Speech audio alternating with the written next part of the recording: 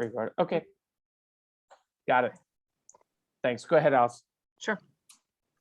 Hi there. Welcome to our chapter meeting for the month of March. We're going to start with the land acknowledgement. Wherever we are in the world, we find ourselves on land that was the honored home of generations before we got here. We open our gathering today by acknowledging the indigenous people who cared for this land for millennia and whose voices today remind us to come into a right relationship with the land and with one another. Many of us are living in the Portland, Oregon metropolitan area and on the territory of the traditional village sites of the Chinook, Multnomah, Clackamas, Tualatin, Kalepuya, and Molalla tribes, and many other tribes and band people. May the stewardship of indigenous people, wherever we are, inspire deep respect for the land that sustains our life.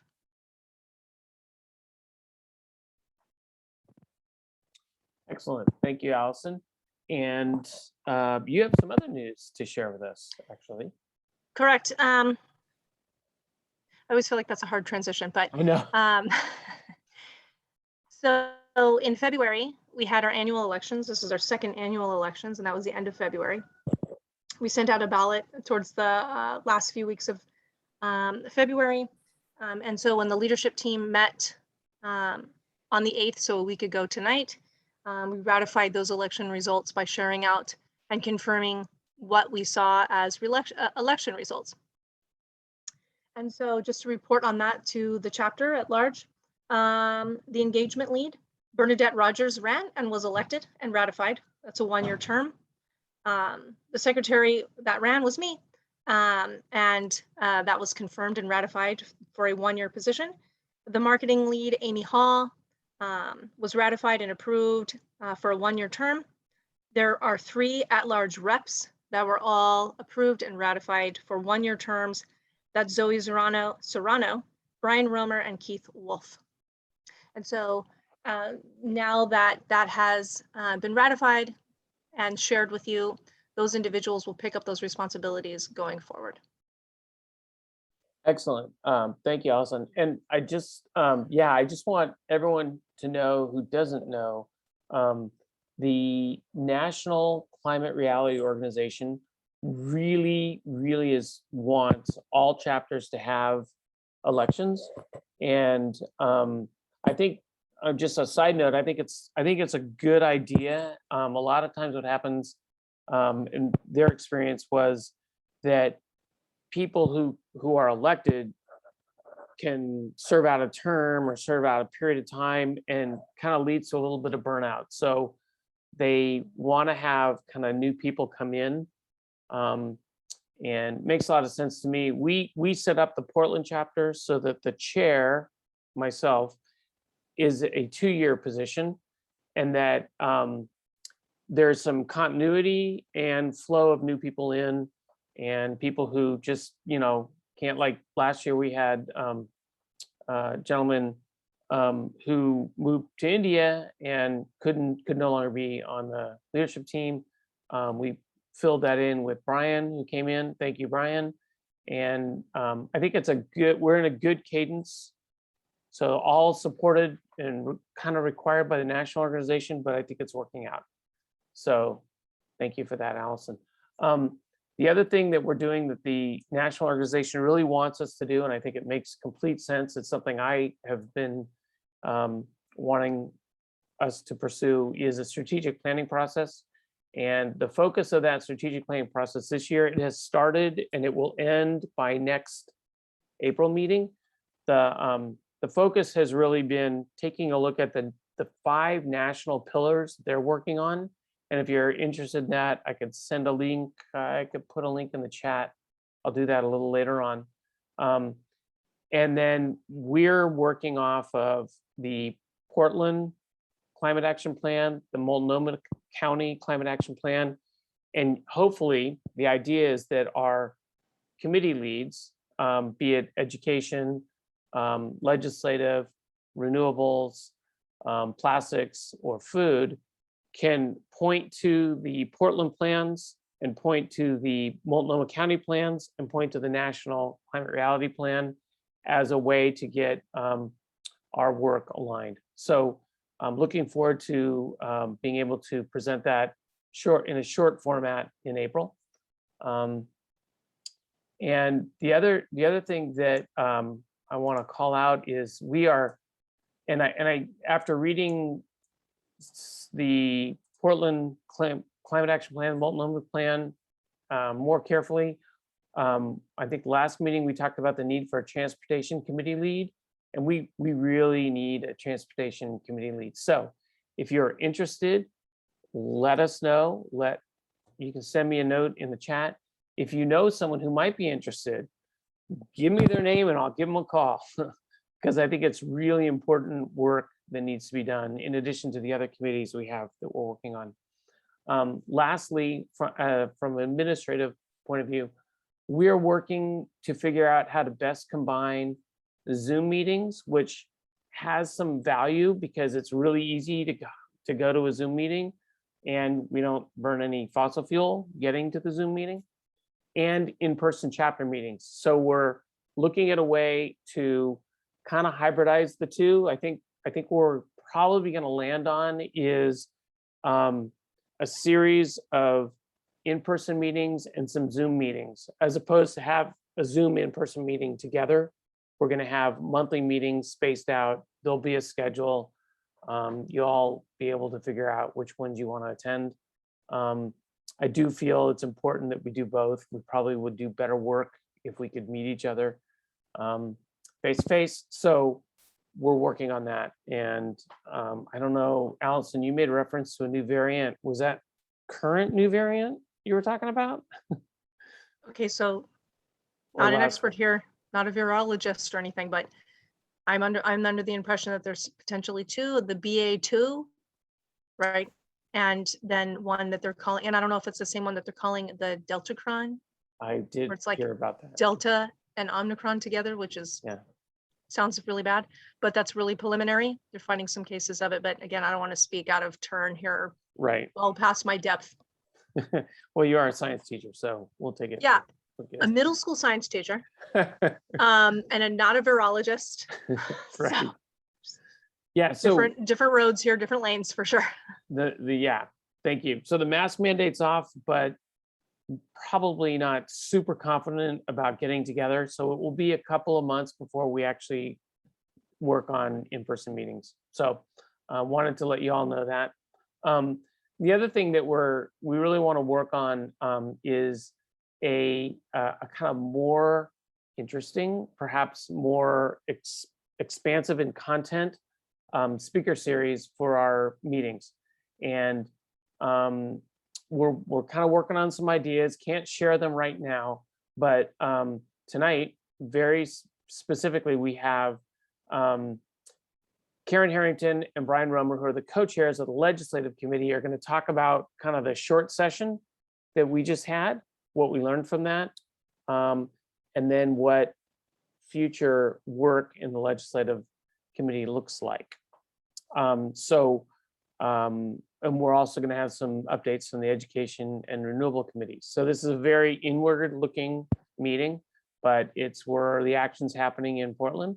And we want to make sure we do give call outs to the folks working on things. Yeah, Bernadette? When you're done, before you go to that, I wanted to ask a question. Go ahead, ask a question. Talking about the elections, am I correct that we still have an opening in a co-chair position?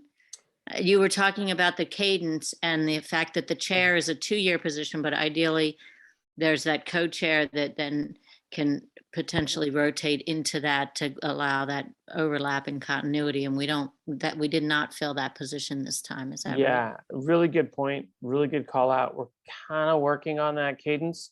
The idea would be next year that I would slide to a co-chair position. So whoever is the chair, I can kind of work with, mentor, kind of help with any details.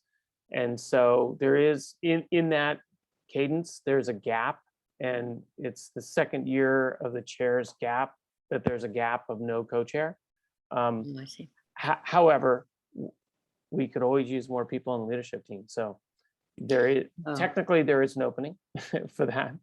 I got you. So the idea is actually that the chair moves to the co-chair for that continuity rather than the co-chair becoming the chair. I was thinking of it the other way around, I think. Yeah, that's how it worked out this year, and it worked out well with Amy being the previous chair, and she was co-chair.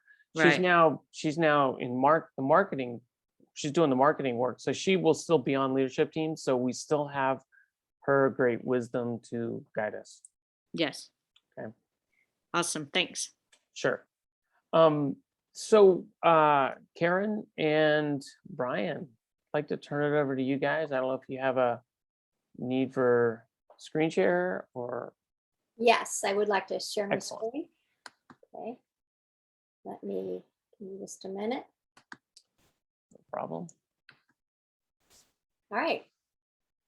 Everybody sees that? Yes. Okay, so thank you, Bill.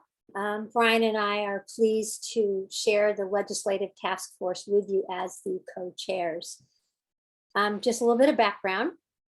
This legislative task force is the newest committee of our chapter. It was just formed this year. And I believe this is recognition of the potential for rapid and effective change made possible by governmental policy focusing on clean, renewable energy, energy efficiency, electric transportation, and natural and working land carbon sequestration. So we would like you all tonight to consider joining the group. It's an opportunity to forge new ideas and to help lead the direction that our chapter takes in the legislative arena. And I have no idea why there's pounding in my background. If it gets really bad, I will go investigate. Okay, so I am a climate reality leader. I was trained in Denver in 2017. And I'm a climate activist for many reasons. But one in particular is I'm a grandmother. So I have 2 grandkids, and one was born in November 2018 in Oakland, California. The air quality in Oakland was considered the worst in the world the day that we brought little Eli home from the hospital. This was due to the Paradise Fire, and it was burning 140 miles away. And you maybe have heard about that fire. It destroyed the town. So we brought him home wearing N95 masks. And my second grandchild was born right here in Portland last June, and it was during the heat dome. So we brought little Kinley Joe home in 116 degrees. But we were lucky. Her family had air conditioning and their power did not go off. My grandkids, all our kids, deserve to be born into and live their lives in a safe and sustainable world. So what we do is just tremendously important. Brian? Thanks, Karen. Brian Romer. I have been in book publishing my whole career. I've been focusing on science, technology, and environmental books for my career. So I've been at the academic, educational, global level of talking about climate change, but it's great, it's encouraging, it's motivating, but it's very abstract. And I decided to make a switch to be more active, and policy seemed to be like the area that spoke to me the most. And I think the pivotal moment for me was actually very similar to your grandchildren's, Karen, in that when the fires were here in in the fall of 2020, my son, who was living at home at the time, woke up choking, and he was choking on smoke from the fires. And all the work I'd done for all these years really, truly, physically hit home. And it was like, okay, that's it. Enough of the abstract global policy stuff. This is truly affecting me, my loved ones in my house. It's here, it's now. And 3 months later, I quit my job and decided to do this part-time, the work that I do, and to spend the rest of the time doing active things, so that whether it makes a difference in the long run, we'll see. But I feel like legislation work we do has the potential for impact. So that's my little story. Thanks. Feel free to go on. Okay. All right, so this task force that we're discussing, the legislative task force, is actually part of a bigger movement called Our Climate Moment. And Our Climate Moment is Climate Reality Project's first program in an initially targeting federal legislation. And it was formed in response to Joe Biden's election. So the hope was that 2021 represented an unprecedented opportunity for the type of sweeping response the climate crisis demands. Well, we've all watched this last year as Build Back Better has languished in the Senate for this past year. So the gridlock in DC has changed Our Climate Moment's focus. So now that it also includes state and local legislation and policy work. So Climate Reality Legislation Task Force is a part of, is our chapter's climate reality team. Our task force focus has been for this first go around Oregon legislation.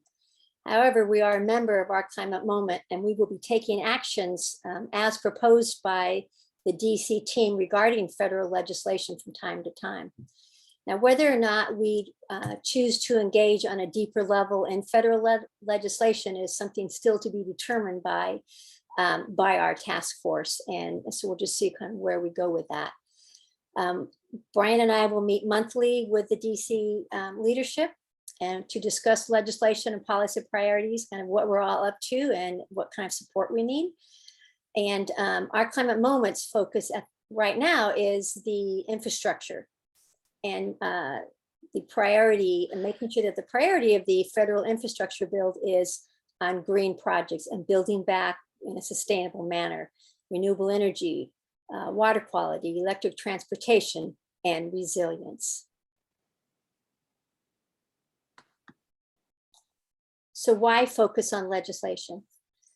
It's all about speed and scale, right? The IPCC clearly tells us that we need to reach net zero emissions by 2050 to keep global warming to 1.5 degrees Celsius.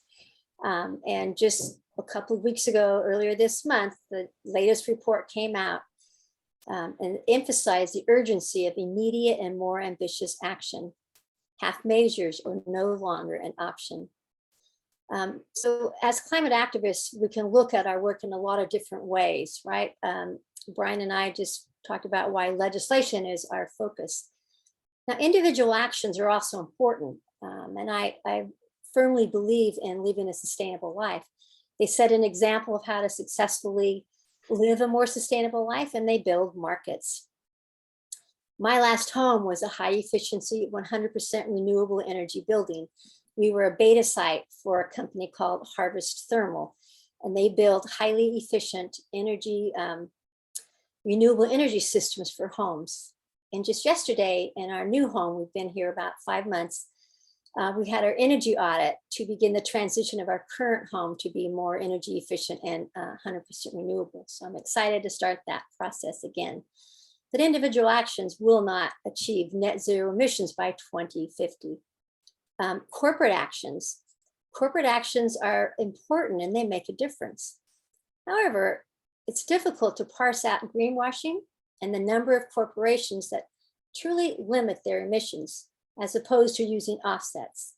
So companies who are truly invested in reducing emissions are a small percent of the global GDP. Governmental legislation mandating states, municipalities, and corporations reduce emissions to net zero has the potential to move our communities at the speed and the scale needed to limit future climate chaos.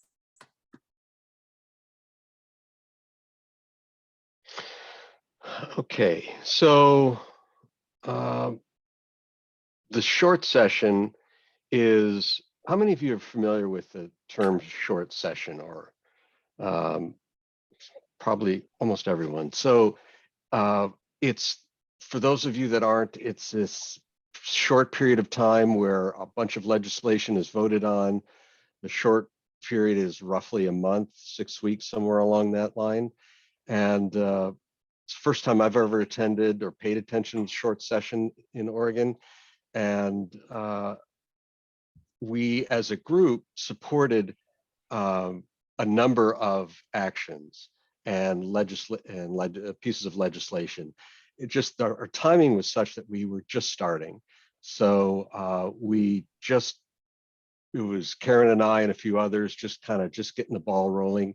And, but we did do support for 5 bills with 120 actions, as the slide says, which mainly specifically included testifying in public hearings, submitting written testimonies, phoning and emailing senators and representatives, posting on social media, joining other coalitions to support their legislative activities, encouraging people in our networks to take action on bills, which in some of those actions could have been any one of the above, and then following up and thanking those elected officials for championing and encouraging legislation. One thing that I found particularly interesting was, it was discouraging, but something I think I learned from was the bill HB 4115, which was around that the state of Oregon needed to be more transparent in what it invests in, and not just what it invests in, but the climate impacts of those investments.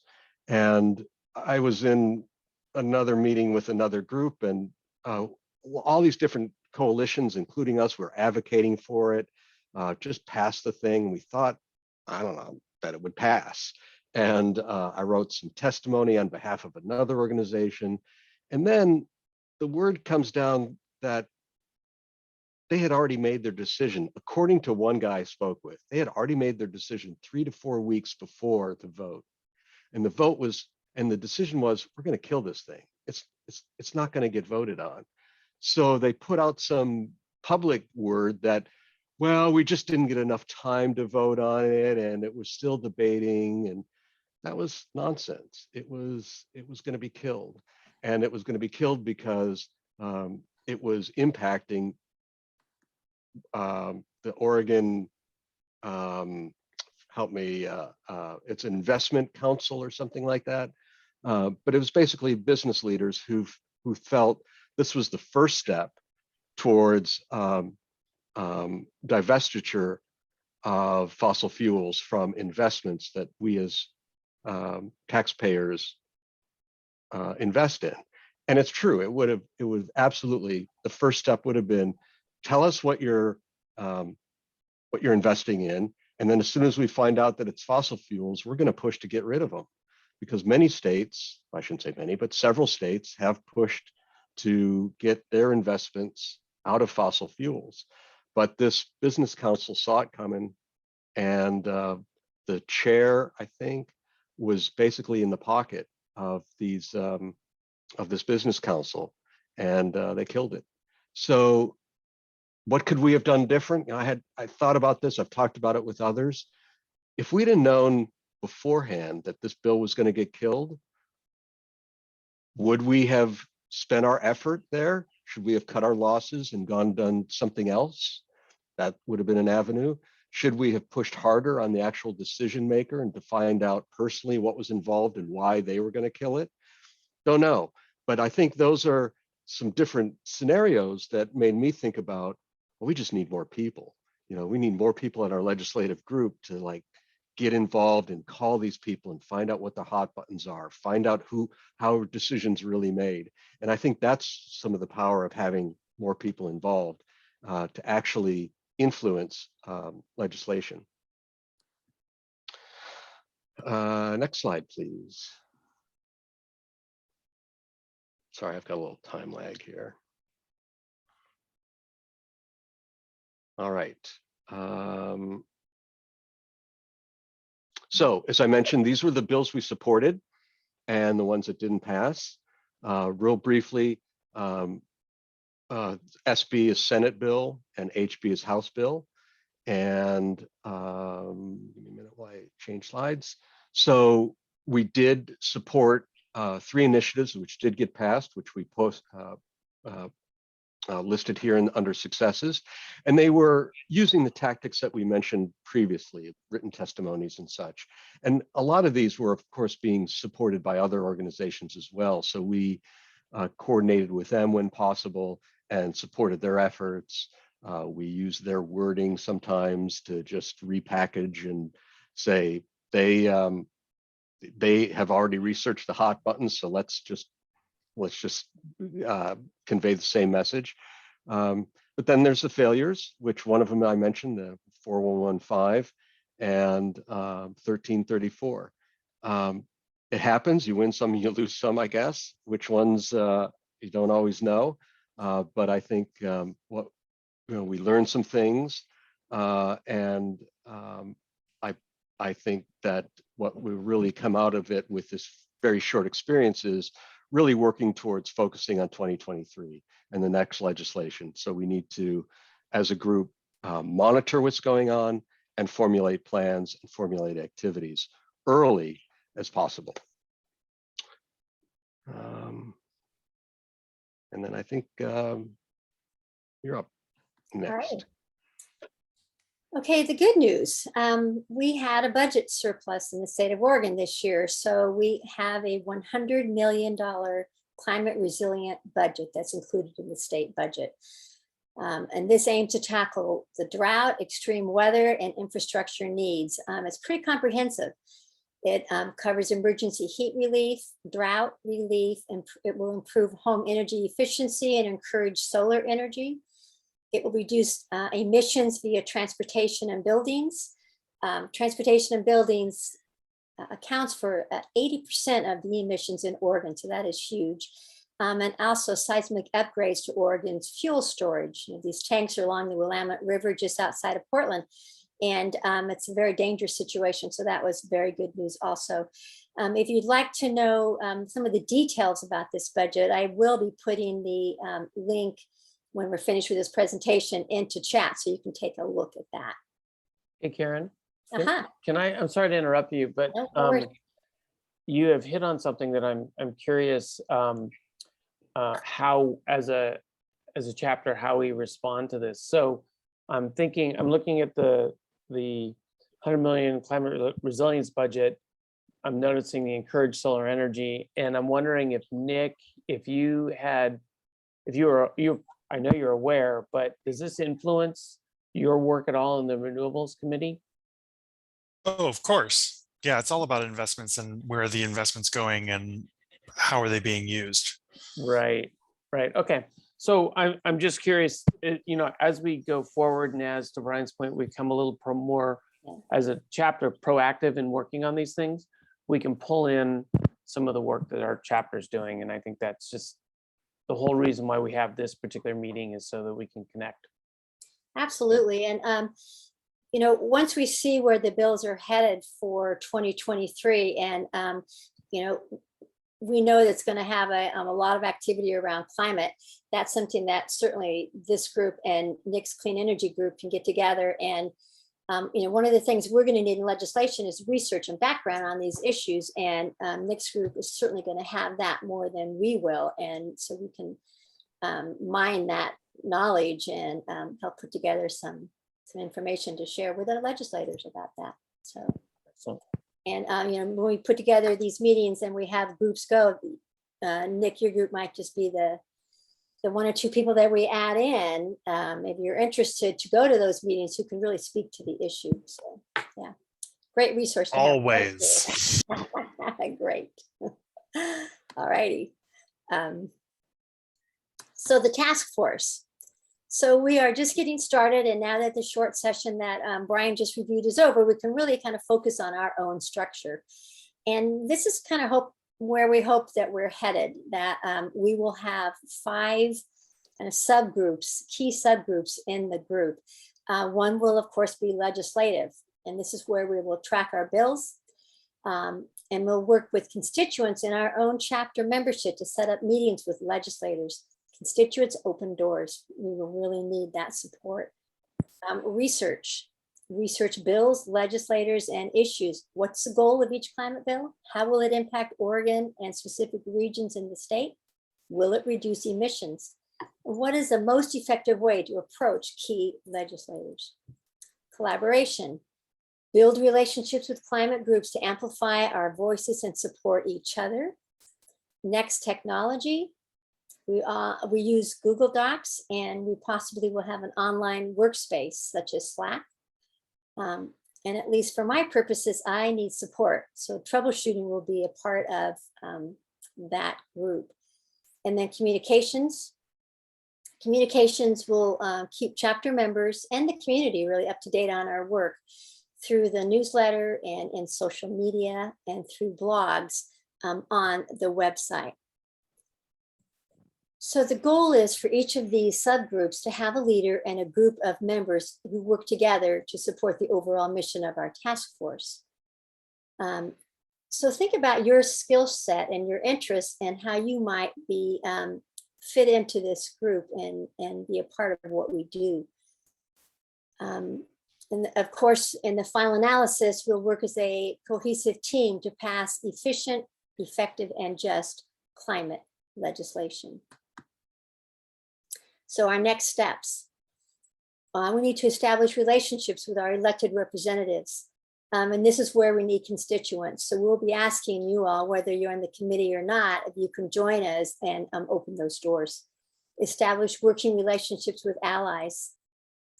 Oregon has a wealth of climate organizations, and I suspect many of you belong to many of these groups.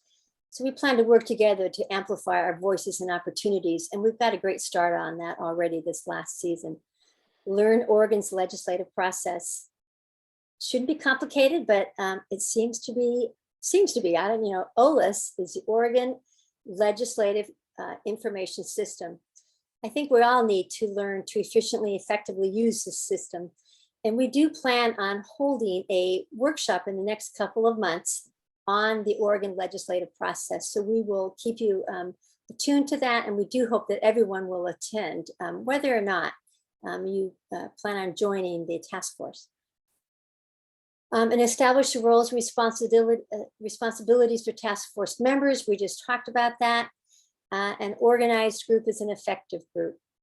And then the ultimate goal, to pass climate legislation. Yeah.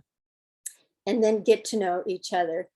Building relationships will give us the opportunity to really forge, work together as a team that is effective. And I just, give me 1 second here. So we have a problem with my,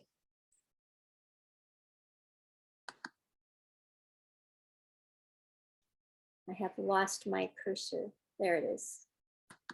Doesn't happen. Okay. And so Brian. Yes. So before I go on to that, thinking about building relationships, Nick, I think you're still there. We were just exchanging some emails about someone on your group who lives next door to an elected official. Can you just talk a little bit about that? Because that, to me, that's a perfect scenario of how do you get to know people? So real quick, one of our members, Steve Holgate, is next door neighbors and also trades writing notes with Representative Ken Helm, who represents Beaverton and is a great climate ally and pushed for a lot of this legislation, co-sponsored some of it. And he came and talked to our group today and told us quite a bit about what was going on in the renewable energy short-term and long-term, both this session and next session, and kind of who his allies are in the legislature. And, I just reached out to Brian and shared some notes on what he's thinking about, so that that's kind of in our radar and we have that relationship and can lean on it. And also we offered Ken that he has us. He has, up to 500 people who can come and advocate for his priorities if he can convince us that that's the right thing to do. Cool. Thanks, Nick.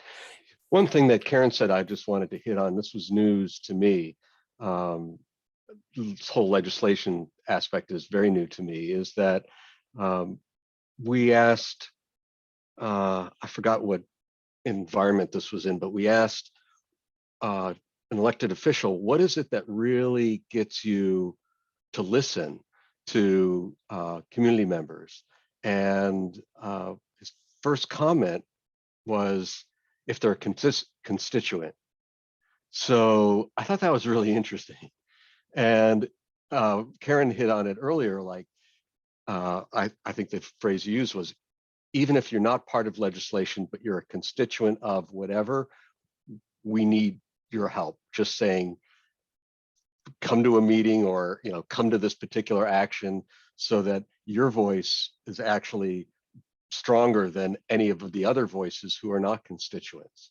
I thought that was interesting. So I don't know if there's anything you want to add to that, Karen, or not, but I just I thought that was a really key thing to learn about. When you communicate with these legislators' offices frequently, if I've had this happen before in other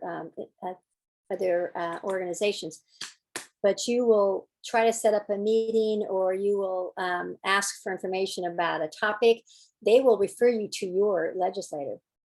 You really get nowhere in that scenario. So having somebody in the district to open that door is really critical as we move forward. So yeah. Oh, was there a question? No. Okay.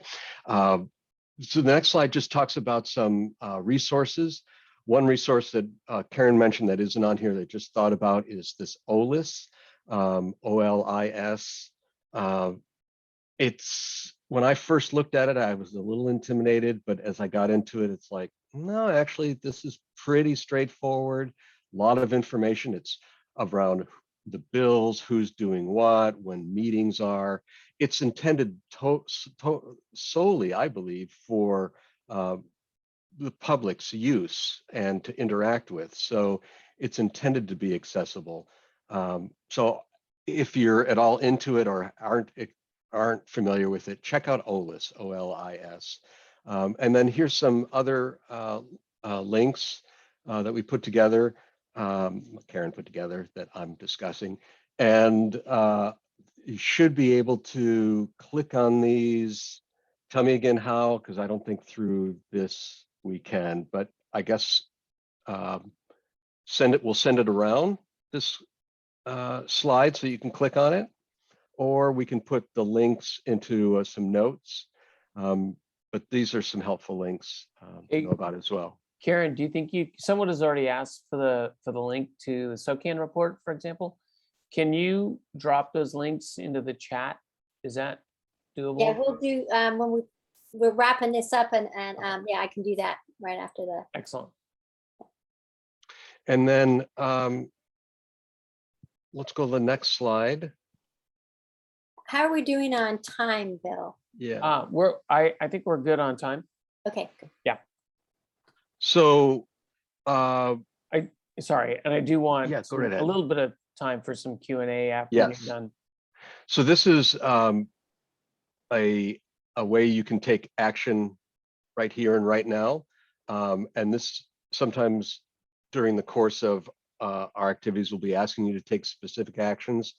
And I think Karen will put this in the link. You click on it, fill out a form, and this encourages Congress to deliver on climate and clean energy. So something that you can act on immediately.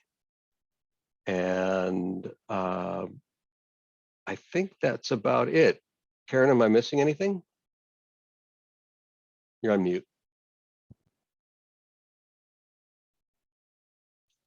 You're muted. I just did put the link to this action in chat, and this actually comes from our climate moment, and it comes from Climate Reality. So after the meeting, if you could just take a minute, and this is just telling Congress to deliver on climate and clean energy. It's real simple, and it's an example of something that we will be passing on from time to time from national headquarters about actions to take within our chapter. And another thing I just thought of is, how many of you have downloaded the app the climate app, climate reality app. If you haven't, do it. You can put in Portland, you can put in the chapter, and you can actually be clicking on actions. You can be sending emails to Wyden, to everybody, very specifically set up. You learn about what the legislation or the action is. You can read about it, and you hit click, and you can send them an email or you can make a phone call. So if you haven't downloaded that app, do it. It's like, I don't know, the lazy man's guide to legislation. I mean, it's crazy. Right. Yeah, Climate Action Now. And I don't know, Bill, is it on our website? We have it somewhere? I don't think it's on our website. I think it would be really good, Nick, if we could put it there. I Or can Zoe. put it on Or there by Zoe. the end of this meeting. Yeah, Zoe's There out you there go. too. Hey, Zoe. I think it would be, it's great you brought that up. I really appreciate that. I don't know if people would say it's easy to use or hard to use, but go ahead and take a look at the app that Nick is going to put on the website, or Zoe might. I don't know, either one of you can. But I think if you have any issues or trouble working the app, send an email to, I'm going to put my email in the chat. And, you know, maybe we could have a session where we sort of like, okay, let's learn how to use this app. So we get the app and we're all using it the way we want to use it. I think it would be interesting if people are struggling with how to use the app. So if not, then don't send me an email. So I think we're good for Q&A. Karen, if you're good. You're muted again. Well, Yeah. I can read lips now because of Zoom. So. I mean, if you don't mind, yeah, Tracy's got a question in chat. Are you up for rating each proposed bill for its value in reaching Oregon's emissions reduction goals? Absolutely. That's one of the lenses that I use in deciding what bills that we will support. You know, we don't have the bandwidth to go to look at every bill or to go into depth on every bill and support it and to do all these actions, but bills that reduce emissions and bills that remove emissions on a greater scale, of course, are the ones that we would support. So Tracy, I'm glad you're working with us, and I know you are an expert that is gonna help us be able to do that. I can walk you guys through real quick how to get relationships with your local legislator. So right now there's an election coming up, and if you go on Orastar, which someone can put that link in there, you can see who's running for what office, and then just find out whatever district you're in. There's going to be a House and a Senate seat for about half of you, but a House seat for everybody. And then just call, their numbers will be right on their campaign finance thing. You can call them up and just introduce yourself and try and be friendly and don't come in there with an attitude. And they will, you know, honestly engage you. And in the event that they win, you know, you will always be welcome in their office, because it's not like these guys, like 99% of their job is just trying to get people to stop bugging them. And so if you go into it being friendly and supportive, and that doesn't mean you have to give up your agenda, but if you go into it kind of not like they're your butler, you'll end up with a lot of success. I've gotten both my representative and my local senator to introduce legislation on my behalf, and it's really easy to do if you're able to be kind of a normal human being with them. Now, I run into these guys. I live in Springfield, so I run into these guys at like Safeway and stuff. So it's pretty easy because it's a small community. But yeah, and then you also, when you're doing that, go ahead and look at their campaign finance, which will be a little link on there, and they have to say who gave them money, and it'll give you some insight on really what you're up against. Because even the people who you think are your allies you know, you just have to be really open to accept them for what they are, and not really expect any level of extreme integrity. Thank you, Robert. You know, this workshop that we are putting together as far as how to use the Oregon Legislative Information System, how to approach legislators, you know, how to get into the door and how to organize the meetings, and just really why it's important, like you were just talking about. We'll cover all of that. And certainly these legislators are people, right? They're our next door neighbors. They are teachers and, you know, lawyers and whatnot. And they expect to be treated just like we expect to be treated, with respect. And we want them to be our allies. So we will go in with that attitude that they care about this issue also, and that, you know, we're here to work on it together. Yeah, thank you.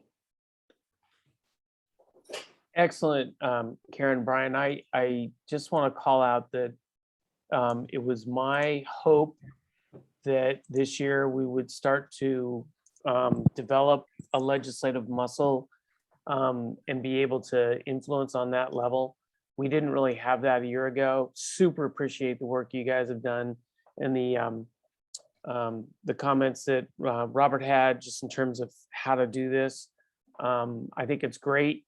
And I think I look forward to hearing more from what we can all do related to legislative work around climate change. Excellent. Thank you. Thanks, Bill. And just a quick shout out, you know, just a quick session.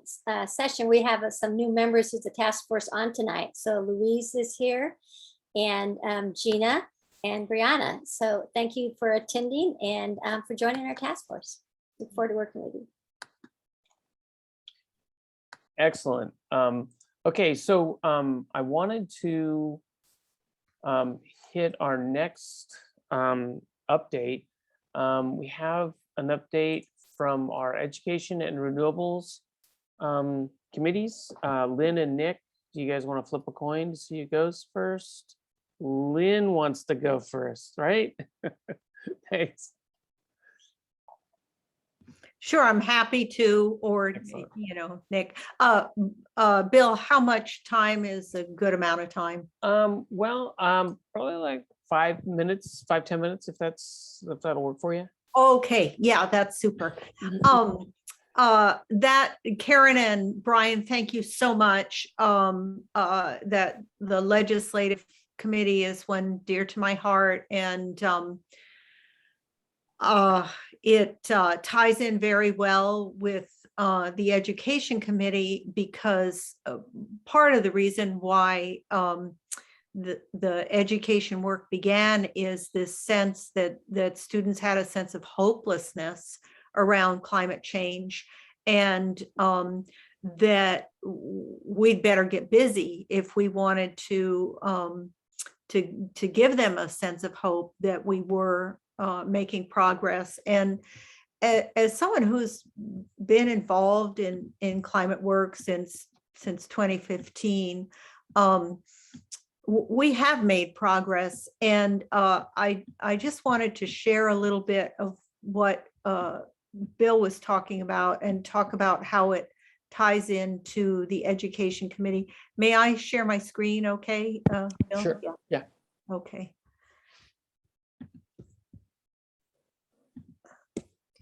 This is the Portland and Multnomah County Climate Action Plan 2017 version with our goals for 2030. And Portland and Multnomah County have really led the way in making very concrete goals for what needs to happen in order to avoid the worst effects of climate change. And it's been very heartening to me to see actually the state follow that. I'm sure they're not just following the Portland lead. I'm sure they're following the lead of states and countries and the IPCC report too, all around the world. But the goals now are lining up very well. And as discouraged as we can get, we do see, especially here in Oregon, more and more very concrete goals towards emissions reduction by the year 2030, by the year 2040, and the year 2050. Now, whether or not we have the muscle to meet those goals is another challenge too. But I will say since 2015, a lot of progress has been made. So these are the Portland Multnomah County goals. I'm not going to go over them in detail, but take a look. Homes and businesses will be 25% more energy efficient than they were in 2010. All new buildings will achieve zero net carbon emissions, and renewable sources will provide 50% of all building energy, compared to 9% today, whenever today was. But these are, again, 2030 goals. 80% of residents will be able to easily walk or bike to meet all of their basic non-work needs. So, and speaks to electric vehicles, speaks to consumption, speaks to food waste, and speaks to maintaining a tree canopy in the Portland Multnomah County area as a means to sequester carbon. So a number of years ago, we heard from some students, and one of the things that was a senior in high school, Tucker, said was, we know about the climate crisis. We want to understand how to solve it. And so the Vision 2030 is really a coalition of people working on helping students understand solutions to the climate crisis. And Bill has come in, Amy has been part of our group, and Zoe is getting ready to come in. So we just, in Bernadette and I taught together in a 6th grade classroom just a few days ago about climate solutions.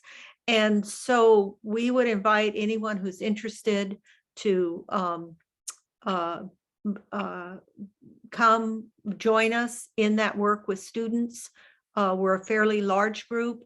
We have 2 big events coming up, and they are climate solutions fairs for middle school students. One is April 22nd at Roseway Heights, and the other is not on here, but it is May 18th at Robert Gray Middle School. And we could use a number of volunteers just for those 2 events. So, and you could be doing anything from running samples of different kinds of leaves for a biomimicry experiment to and from classrooms, to actually doing short presentations in classrooms. So if you are interested in volunteering, I will put this link into chat. I'm going to do that in just a minute, but I just want to show you, this is our coalition website. Climate Reality really is a main pillar of the coalition. And we do there's a lot of partners. We do in classroom presentations. We're starting these climate solutions fairs, and we have done in the past climate career fairs for high school students. We had 800 students last year, even though it was virtual. So that's just kind of a very rough overview. And I just put in the chat the link to sign up to volunteer. We would really appreciate your help, especially around these 2 climate solutions events. Any questions? Lynn, I have a question. Yes. The fairs that are at these schools, are they only for students at those schools, or could students from other middle schools in Portland attend? When we were virtual last year, it was great because we had I think we even had a few people from California attending, a few students from California, but these are particular to those schools. And what we would like to do is do 2 schools a year, 2 middle schools a year with climate solutions fairs, and 1 or 2 high schools a year with climate career fairs. And so we're just working, we've been trying to do these climate solutions fairs since 2019, I think, but we got caught in the pandemic like everyone else. And so all we've been able to do is virtual. So Allison, knock on wood that the Deltacron or whatever it is doesn't take over before May 18th, because we would like to have these 2 events. We're planning on having these 2 events this year in person. So if you have a school that you're interested in nominating, please feel free to talk to me about that. And the other thing I would say is we do this introductory lesson to the climate action plan, and that we do in any and every school, including we just had a little panel group out in Hillsborough in Spanish just this afternoon. So so lots going on in lots of places. We're open to any suggestions and all the help we can get. Thank you. Hey, Lynn, if you could just comment, I'm pretty sure 100% is from the work you did, but the Portland Public Schools just released a climate action plan, I believe. Yes. And I think that's awesome. Do you Yeah. know much about it? Yeah, thanks, Bill. I'm sorry, I didn't remember to talk about that. Yeah, talking about progress, very, very heartening to see. There's a group called Climate Justice Committee that has students at its lead, and they have been working on policies for Portland Public Schools for several years now. And just 2 weeks ago, the board at Portland Public Schools approved the climate crisis response for Portland Public Schools. And again, the goals are very specific. By 2030, we will have energy efficient buildings and renewable power in our schools, and addressing those same kinds of areas that are in the Portland and Multnomah plan and in the and now beginning to be in our Oregon plan. So it's very heartening, and we're constantly pivoting from teaching about the Multnomah plan to now putting much more emphasis on the Portland Public Schools plan when we're teaching in those schools. And we also, as soon as the Oregon plan gets firmed up, we'd also like to use that. Excellent. Thank you. Yeah. Any other questions for Lynn? Not seeing any, didn't catch any in the chat. All right, well, just a bit of a plug. It's fantastic work to see these kids just learn about this stuff, and it's great to go along. If you need to have your glass filled up, call Lynn. It's awesome. Good work. Hey, Nick, you have an update from Renewables, I think? Absolutely, and a few resources for everybody. I'm going to start my links first and then show you what's going on here. Is this a torrent of links? Oh my God. The torrent of links. We've got some resources for you. So there's also some items on our website now. One I want to draw your attention to is there's this amazing guide if you're interested in electrifying anything in your home or telling other people about electrifying things in their home. This PDF is so comprehensive and so down to earth and so about the affordability of all of these things and the engineering that goes into them. It's a great way to learn about this technology. Part of what our committee does is just learning what some of these new technologies are and how they get implemented and how we choose to do them and which ones are working well and which ones aren't working so well. This guide is such great information. I just wanted to let everybody know about it. And it's on our landing page.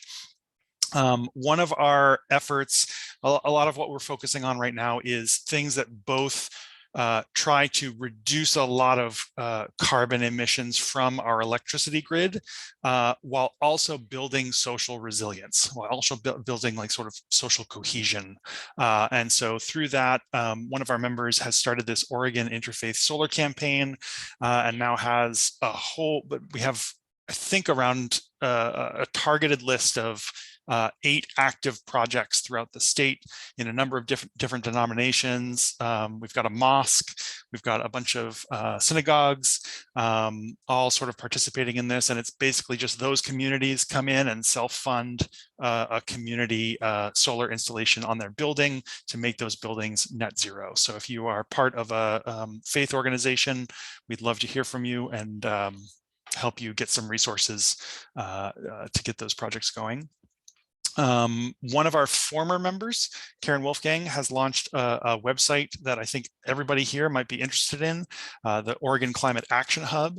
This is a sort of clearinghouse of all the climate-related organizations in the Portland area and a number of different actions and programs that they're all working on. It's all searchable, it's all organized by different interest areas, all of the interest areas we cover. Any committee leads, if you want to post any of your events that you're hosting, we have access to that, and we can do that through Amy and me. So we can get the word out to a broader audience. There is a lot of stuff going on here. As you can see, this is at orclimatehub.org. So I invite you to check that out. And then one of our partner organizations, Electrify Now, is currently in their sequestration week of webinars. These are all recorded webinars. You can see them on YouTube later, but we're actually in the middle of a bunch, and there's more coming up for the rest of the week. This week we've had sessions, and they bring in great speakers, great experts, so you can learn all about regenerative agriculture, clean hydrogen, direct air capture technologies, and whether that is smoke and mirrors, ocean sequestration, climate-wise landscaping. A lot of these are practical things that you can actually do in your communities as well, and they talk about that.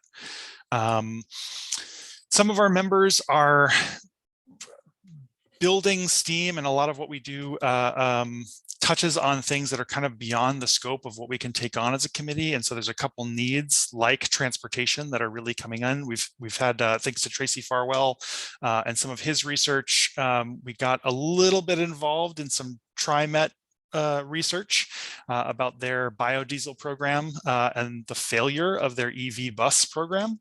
So we have a lot of research and actually connections with the head of the union in the maintenance department now. So when other people want to get serious about transportation and our transportation policy, we have some information that might be helpful, and definitely some projects that need to get done there. We also have one of our members is working on a net zero farming, actually net beyond zero farming project, complete regenerative agriculture demo sites, all powered by solar energy. And he's doing some really exciting work. So if anybody's in renewable ag, food, that kind of stuff, and food sourcing, that kind of thing, that would be really helpful to get some other resources there. And yeah, sorry for the giant download, but that's a lot going on. Does anybody have any questions? Oh, I totally forgot. There's this vision in our conversation with Ken Helm today, the representative from Beaverton. He's probably the third or fourth person that we've talked to that has this vision of a clean hydrogen industry in Oregon powered by offshore wind, because offshore, as they sometimes say, the South Oregon coast is the Saudi Arabia of wind. It has so much potential wind power, and clean hydrogen powered by that wind is a great way to use that excess energy while also decarbonizing things like jet fuel and concrete and things that we couldn't think of decarbonizing at this point without a technology like that. So that's something that we're going to be focusing a lot more on to see, can individual action help with those policies at this point. So if anybody's interested in those topics, please come talk to me. Well, Nick, thanks for that. I finally figured out why my slice is so bad at Bandon Dunes. So You know, it might be the wind. It's Mhm. not my golf swing. Any questions for Nick? Nick, will you say the name of the regenerative agriculture group again? It's not a group, it's just a guy. It's Rick Newton, and he's got a project that he really needs other collaborators on. Okay, It's really great. It's really smart. We're getting him hooked up with some of the state ag universities and that kind of stuff, and those are some good resources. But other people interested in agriculture would be really, really helpful. Excellent. I really, Nick, I really do like the partnerships that you talked about with the Oregon Climate Hub and also with Electrify Now. I find Electrify Now to be very topical and deep in their knowledge. So If you want to we- learn everything you need to know, just see one of those webinars on their YouTube. It's so helpful. Yeah, you and I talked about this before, but I do hope that we can form some symbiosis with them, because I think they're a really good organization. They like us. It's good. Good, excellent, nice work.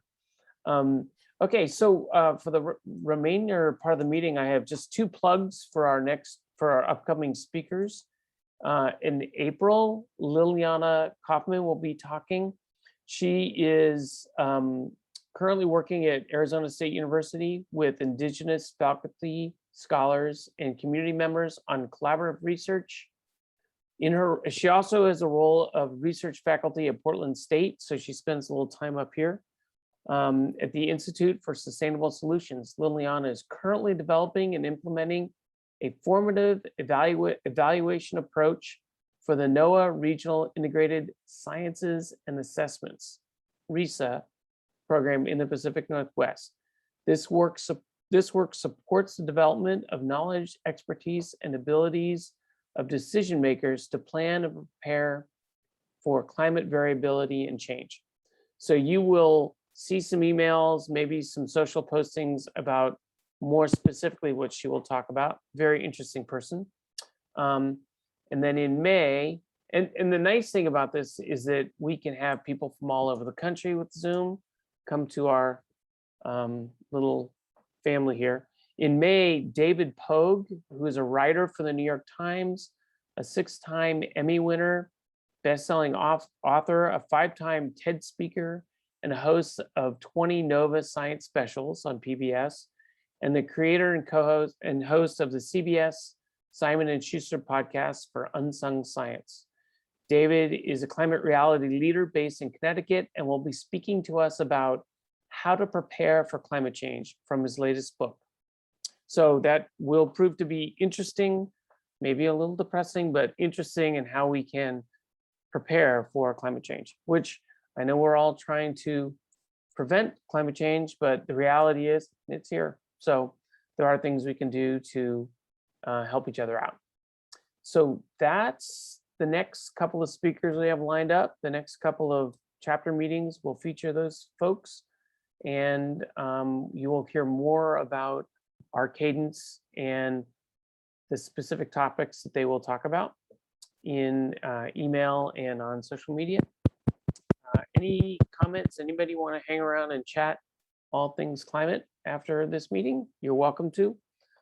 Thanks for showing up, and we'll see you in a month. All right, thanks a lot, guys. thanks, Bill. Thanks, everybody. Great meeting. Thank you.